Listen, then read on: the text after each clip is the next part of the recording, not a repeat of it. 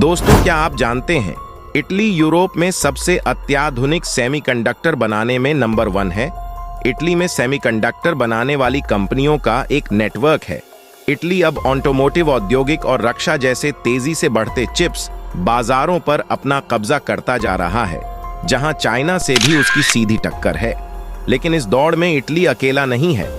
जी हां, इटली का दोस्त भारत अब उसके साथ खड़ा हो चुका है। इंडिया में भी टैलेंट की कोई कमी नहीं। आईआईटी और इसरो जैसी वर्ल्ड क्लास इंस्टीट्यूशंस भी मौजूद हैं, और टैलेंट तो इतना कूट कूट कर भरा है कि दुनिया की तमाम बड़ी और फेमस कंपनीज हम इंडियंस ही चलाते हैं।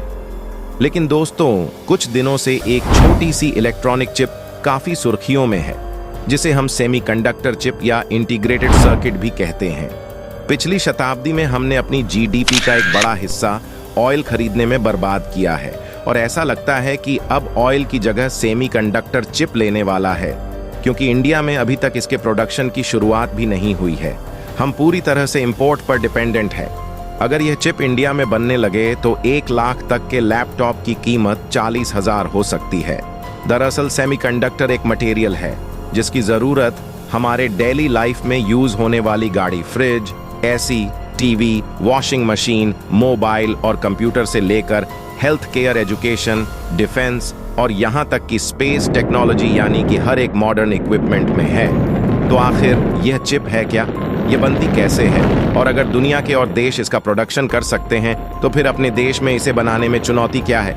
इंडिया और इटली मिलकर इसके प्रोडक्शन के लिए कितने सीरियस हैं? और जॉर्जिया मेलोनी नरेंद्र मोदी के साथ मिलकर क्या कदम उठा रही हैं? सब कुछ जानेंगे आज की इस वीडियो में। लेकिन वीडियो में आगे बढ़ने से पहले जॉर्जिया मेलोनी और प्रधानमंत्री की दोस्ती के लिए इस वीडियो को लाइक करके अपने दोस्तों से शेयर जरूर करें, क्योंकि ऐसी रिसर्च करने में हमारी बहुत मेहनत लगती है और ये आपके लिए मात्र 1 सेकंड का काम है। दोस्तों, हमने देखा पिछले कुछ सालों में इंडिया में जिस तेजी से मेक इन इंडिया प्रोजेक्ट के थ्रू इन प्रोडक्ट्स की मैन्युफैक्चरिंग शुरू हुई है। इंडिया में मोबाइल फोन्स बनाए जा रहे हैं और बहुत सारे इलेक्ट्रॉनिक डिवाइस इंडिया में बनने शुरू हुए हैं। हमने जो अभी तक प्रॉब्लम फेस की थी वह यह कि जैसे एक मोबाइल फोन अगर इंडिया में बन रहा है तो मोबाइल फोन के जो कंपोनेंट हैं, मतलब जो अंदर की चीजें हैं, वह सभी इंडिया में अभी तक नहीं बन रही हैं। लेकिन दोस्तों, अब एक बहुत ही बड़ी अपडेट आई है और ये अपडेट है इटली से। इटली ने अभी इंडिया में इन्वेस्ट करने की बात की है और ये डील साइन हो चुकी है। आपको बता दें, गुजरात में अहमदाबाद डिस्ट्रिक्ट में एक शहर है सानंद, वहां पर 93 एकड़ पूरी में सेमीकंडक्टर की एक यूनिट लगाई जाएगी और फाइनली हमको इंडिया में सेमीकंडक्टर चिप्स बनते हुए देखने को मिलेंगे। इससे पहले भी गुजरात गवर्नमेंट ने फॉक्सकॉन और वेदांता के जॉइंट वेंचर के साथ में MOU साइन किया था। पहले किसी ने हमारी नहीं सुनी। हमारी तब तक नहीं सुनी गई जब तक हम इंसेंटिव देने को तैयार नहीं हुए। लेकिन अब इटली हमारे साथ आ चुका है। भारत ने कहा है, यदि आप हमारे साथ काम करोगे तो आपको फायदे मिलेंगे। बिजली कम रेट पर मिलेगी, जमीन सस्ती मिलेगी, टैक्स में छूट मिलेगी।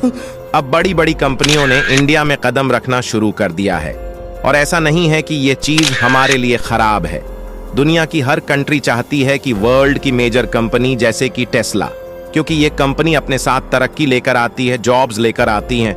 सेमीकंडक्टर का एक प्लांट लगाने में 15 से 20 बिलियन डॉलर्स का खर्च आता है, और एक बार इन्वेस्टमेंट के बाद ही बात खत्म नहीं हो जाती, बल्कि चिप फैब्रिकेशन में टेक्नोलॉजी फ्रीक्वेंसी बदलती रहती है, जिस वजह से कंपनी को अपना सेटअप लगातार अपडेट करते रहना पड़ता है। ऐसी बिलियन डॉलर्स खर्च करती हैं, और भारत में कोई भी ऐसी कंपनी नहीं है जो एक नए बिजनेस में एकदम से इतना सारा पैसा खर्च कर दे। और दोस्तों, चिप प्रोडक्शन नहीं कर पाने का दूसरा रीजन है स्किल्ड मैन पावर। इंडिया दुनिया की सबसे पॉपुलर ट्रेड कंट्री है। यहाँ मैन पावर की कोई कमी नहीं है। एक छोटे से चिप में अरबों ट्रांजिस्टर को इंस्टॉल किया जाता है, जो बहुत ही ज्यादा कठिन काम होता है। इसलिए यह जरूरी है कि प्लांट का हर एक वर्कर हाईली स्किल्ड हो और नई टेक्नोलॉजी को अच्छी तरह से समझता भी हो, नहीं तो एक छोटी सी गलती अरबों का नुकसान कर सकती है। दोस्तों, किसी भी सेमीकंडक्टर चिप फैब्रिकेशन फैसिलिटी को बनाने की कुछ बेसिक इंफ्रास्ट्रक्चर रिक्वायरमेंट होती है, एक चिप मैन्युफैक्चरिंग यूनिट को काम करने के लिए सिलिका के अलावा इलेक्ट्रिसिटी और शुद्ध पानी की 24 घंटे सप्लाई की जरूरत पड़ती है, क्योंकि इन प्लांट्स में थोड़े वक्त के लिए भी बिजली या पानी की सप्लाई अगर बंद हो जाती है तो उसकी वजह से कंपनी का बहुत ही ज्यादा नुकसान हो जाता है। और हमारे देश में अब प्योर वाटर और बिजली की सप्लाई बहुत अच्छी है, किसी को बताने की जरूरत नहीं, इसलिए बाहर की कंपनीज इंडिया में प्लांट लगाने में काफी एक्साइटेड है। और दोस्तों, इन सभी के अलावा एक रीजन ऐसा है जिसे सुनकर आपको अच्छा लगेगा।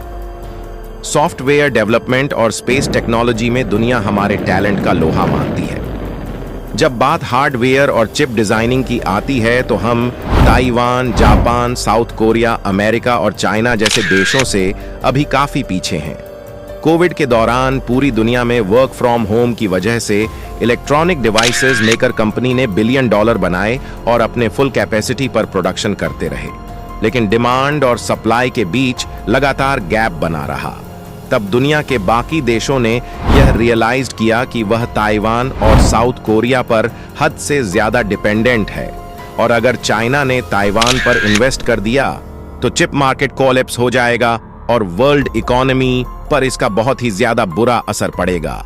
इसलिए पूरी दुनिया चिप इंडस्ट्री को डिसेंट्रलाइज करने के लिए ऑल्टरनेटिव की तलाश करने लगी, और आज की डेट में इंडिया सबके लिए एक फेवरेट डेस्टिनेशन बना हुआ है। अमेरिका भी एंटी चाइना कंट्री को ही प्रमोट कर रही है, और इंडिया में चिप के सप्लाई चेन को मजबूत करने के लिए एक एमओयू भी साइन किया गया है। और इसमें कोई शक नहीं कि अगर चिप मेकर कंपनी टेक्नोलॉजी में हमें सपोर्ट करें तो हम स्किल्ड मैन पावर और पावर इंफ्रास्ट्रक्चर जैसे चैलेंज को पार कर सकते हैं। इसलिए गुजरात में हुए सेमीकंडक्टर इवेंट में प्रधानमंत्री मोदी जी ने भारत में सेमीकंडक्टर मैन्युफैक्चरिंग फैसिलिटी स्थापित करने के लिए फाइनेंशियल असिस्टेंट देने का ऐलान किया है। लेकिन दोस्तों, हमारे लिए सबसे बड़ा चैलेंज चाइना है। बीजिंग भी इस चिप मार्केट को डोमिनेट करना चाहता है। वह हमसे बड़ी आर्थिक शक्ति है और हमारे 27 बिलियन डॉलर्स की तुलना में उनका चिप मार्केट लगभग 7 गुना ज्यादा है। महाराष्ट्र और गुजरात दोनों ने इस प्लांट को अपने यहां अट्रैक्ट करने के लिए दुनिया भर के इंसेंटिव दी। महाराष्ट्र ने कहा कि हम आपको पावर टैरिफ सब्सिडी देंगे। उसके अलावा पावर जनरेट करने के लिए अगर आपको एक सोलर पावर प्लांट बनाना है तो भी आपको सब्सिडी मिलेगी। मगर बताया जा रहा है कि गुजरात बाजी इसलिए मार गया क्योंकि वेदांता को 1000 एकड़ की जमीन 999 साल की लीज पर चाहिए थी, और गुजरात की तरफ से यह जमीन उनको मिल गई। दोस्तों, इंडिया के हर राज्य में किसी भी प्रोजेक्ट को लेकर कंपटीशन बना रहना चाहिए।